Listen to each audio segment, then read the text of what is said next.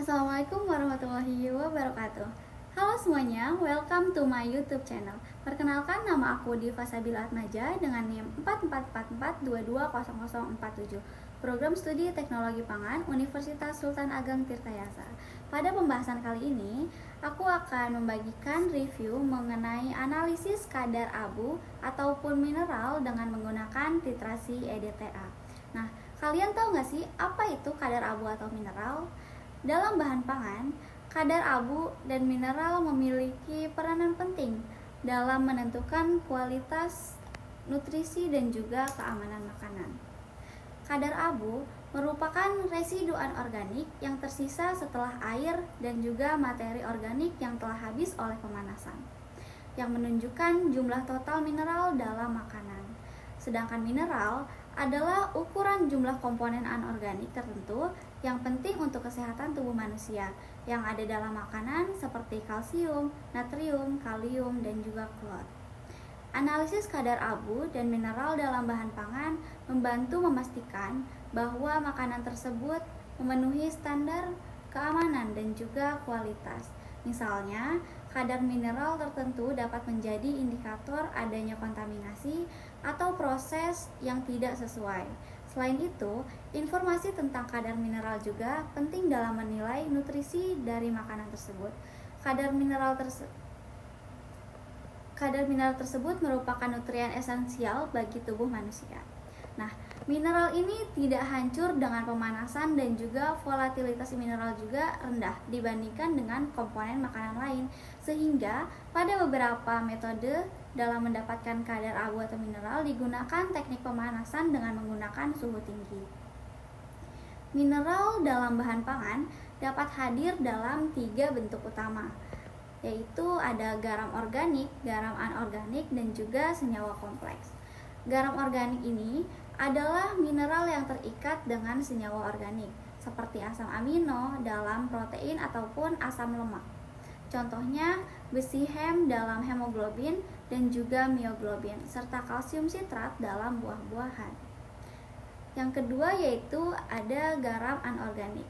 Mineral ini terdiri dari ion-ion logam dan juga non-logam yang terikat bersama dalam bentuk garam anorganik, seperti kalsium karbonat dan juga natrium klorida, ataupun biasa disebut dengan garam meja.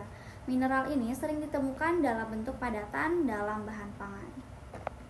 Yang ketiga yaitu terdapat senyawa kompleks. Mineral dapat membentuk senyawa kompleks dengan berbagai senyawa organik ataupun anorganik.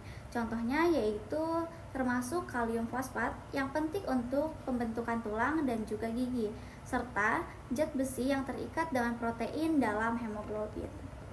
Mineral dalam bahan pangan hadir dalam berbagai bentuk karena sifat kimia yang berbeda serta interaksi kompleks antara mineral dan juga komponen lain dalam bahan pangan.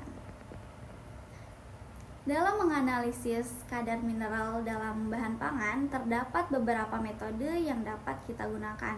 Salah satunya ini ialah dengan metode titrasi kompleksometri atau sering juga kita sebut dengan titrasi EDTA.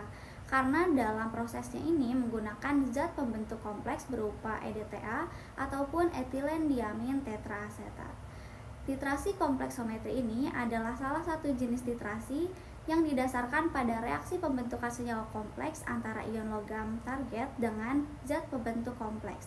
Zat pembentuk kompleks yang umum digunakan yaitu dinatrium etilena diamin tetraasetat ataupun EDTA yang akan membentuk kompleks kuat dengan perbandingan 1:1 dengan logam.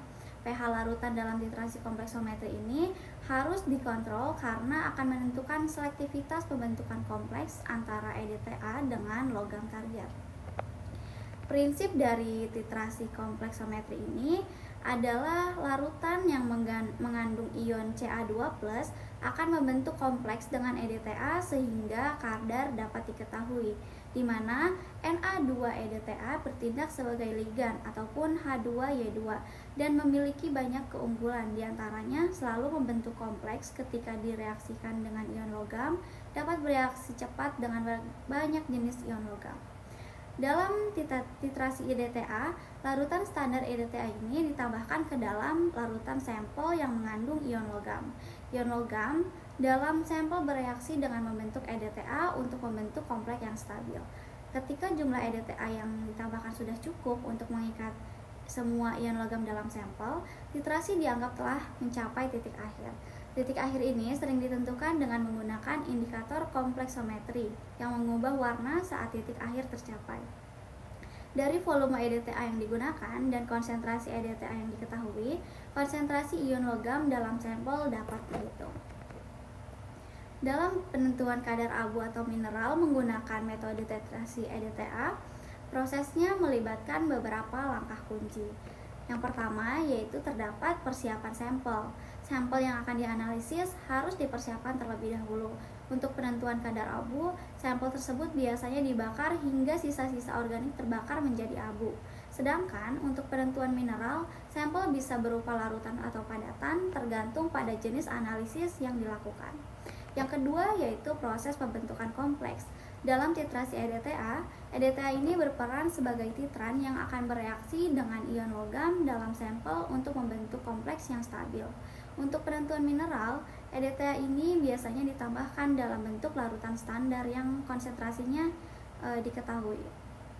Yang ketiga yaitu terdapat titik akhir titrasi. Nah, titik akhir titrasi ini ditentukan dengan menggunakan indikator kompleksometri yang akan merubah warna saat semua ion logam dalam sampel ini telah bereaksi dengan EDTA.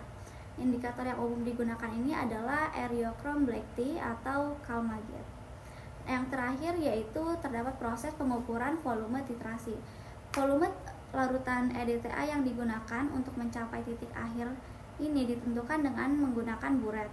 Volume ini dicatat untuk digunakan dalam perhitungan. Dan proses terakhir yaitu perhitungan kadar.